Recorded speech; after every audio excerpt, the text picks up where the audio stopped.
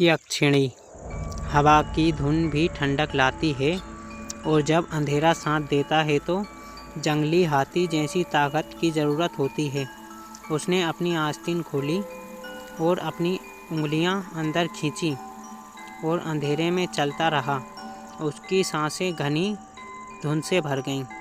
बहुत देर तक उसके सामने यही नज़ारा था। काली गली दोनों तरफ बढ़ते अंधेरे को चीरती गई। अचानक उसने देखा कि वह उसके सामने खड़ी है। उसके अस्तित्व ने गली के अंधेरे को फीका कर दिया था। वह वहाँ पानी में डूबी हुई स्याही की पेंटिंग की तरह खड़ी थी। कोई है वहाँ? उसकी आवाज़ ठंड में उछलकर उसके पास आई। अपनी आवाज़ में उसने जो अत्यधिक साहस व्यक्त किया, उससे उसके चेहरे पर मुस्कान आ गई। ऐसी मुस्कान जो किसी विशालकाय व्यक्ति के दिल को पिघला सकती है।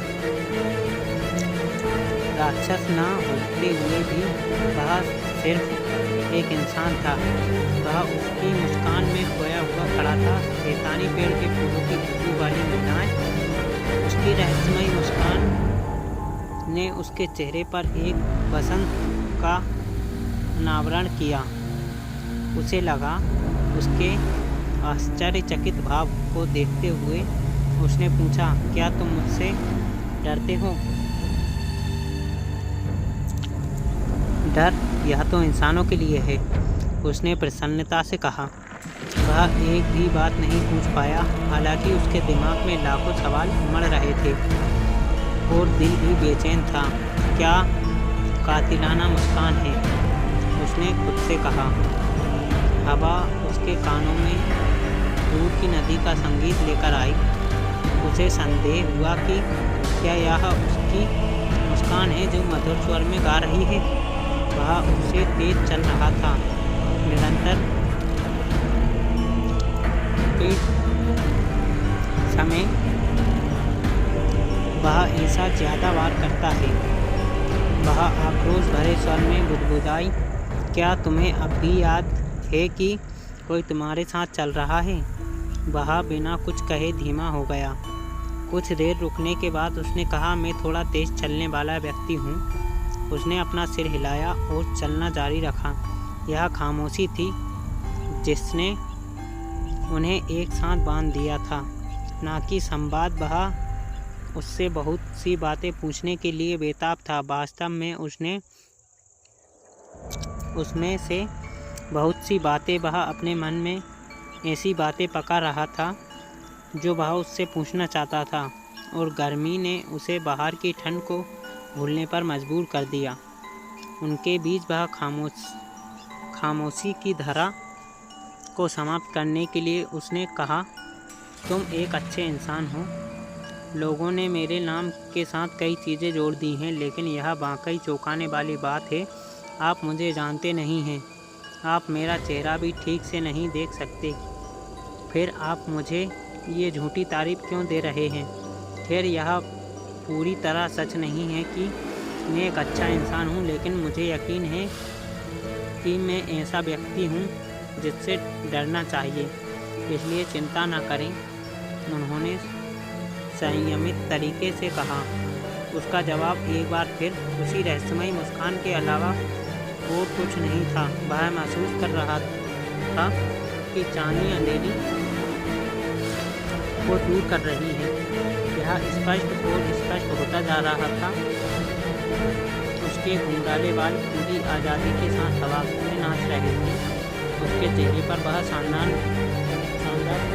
तुम्हारी मुस्कुराहट अंधकार के प्रकोप को चकनाचूर कर रही है और मेरी गहराई को छू रही है। तुम सचमुच सुंदर हो। वह यह कहने से खुद को रोक नहीं सका। इस बार उसकी प्रतिक्रिया में जोरदार हंसी थी और बोली, तुमने मुझे अपनी चांदनी में देखा है। मैं इतनी सुंदर नहीं हूँ। उसकी कक्षाएं पहले ही समाप्त हो चुकी थी, इसलिए वह इस पर कोई प्रतिक्रिया नहीं देना चाहता था। वे चांदनी से जगमगाती गली में चुपचाप चले गए। तुम इतनी देर रात कहाँ जा रहे हो? लोग कहते हैं कि रातें औरतों के लिए नहीं होती, उसने पूछा। उन्होंने कहा, लोग यह भी कहते हैं कि महिलाएं पुरुषों को संतुष्ट करने के अलावा किसी और काम के लिए नहीं बनी। उन्होंने कहा, अगर यह सच है तो मैं उन लोगों से नहीं हूँ जिन्हें आप जानते हैं। मुझे पता है कि तुम यह कहोगे, उसने बुदबुदाया। मुझे मत बताओ कि तुम मन पड़ने वाली हो। इस बार उसने उसे वापस मुस्कुराकर जवाब दिया, हाँ मैं हूँ। तुम्हें कैसे लगता है कि मैं जानती हूँ कि तुम एक अच्छे इंसान हो? उसकी मुस्कुराहट फिर से बोली, तो फिर बताओ तुम मेरे बारे में क्या जानते हो? उसने व्यंग्यात्मक अंदाज में पूछा। मैं सब जानती हूँ, यहाँ तक कि यह भी कि तुम चोर हो, उसने फुसफुसाते हुए कहा। यह जानकर खुशी से पागल हो गया कि वह उसके गुप्त रहस्य को जानती है जो उसने अपने जीवन के लायक है। भोर उसकी सोच से कहीं ज़्यादा तेज़ी से आ रही थी। उसके बीच वह यह काला आवरण धीरे धीरे कम होता जा रहा था। आपको इसके बारे में बुरा महसूस करने की आवश्यकता नहीं है। एक या दूसरे तरीके से हम में से प्रत्येक एक चोर है। केवल अंतर यह है कि हम क्या चीज़ चुराते हैं। काफ़ी देर तक चुप रहने के बाद उसने पूछा, तुमने अपने बारे में कुछ नहीं बताया। मैं एक यक्षिणी हूँ, अमानवीय मनुष्यों का खून पीने वाली यक्षिणी। वह जोर से हंसी। क्या? उसने घबराहट में पूछा। उसने अपनी उसी आकर्षण मुस्कान के साथ उसकी ओर देखा। और तुम्हारी देखभाल करूँगा जब तक मेरे खून और हड्डियों का वजन कम ना हो जाए, उसने पूछा। वह खड़ी होकर रहस्यमयी मुस्कान के साथ उसे देखती रही। तुम चुप क्यों हो? उसने पूछा। मैं आऊँगी, उसने जवाब दिया। उसकी आंखें आंसुओं से भर गईं।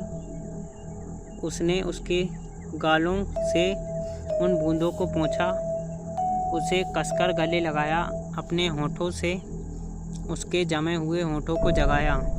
उसने सिर्फ होठों को नहीं बल्कि उसके लंबे समय में से मृत दिल को भी जगाया।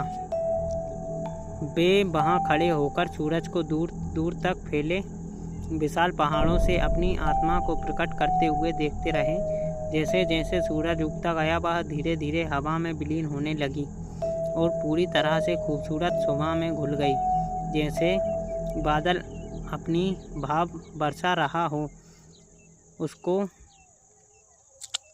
उसका दिल पहले से कहीं ज़्यादा जीवंत हो गया। उसके साथ पुराने सपनों से भर गया।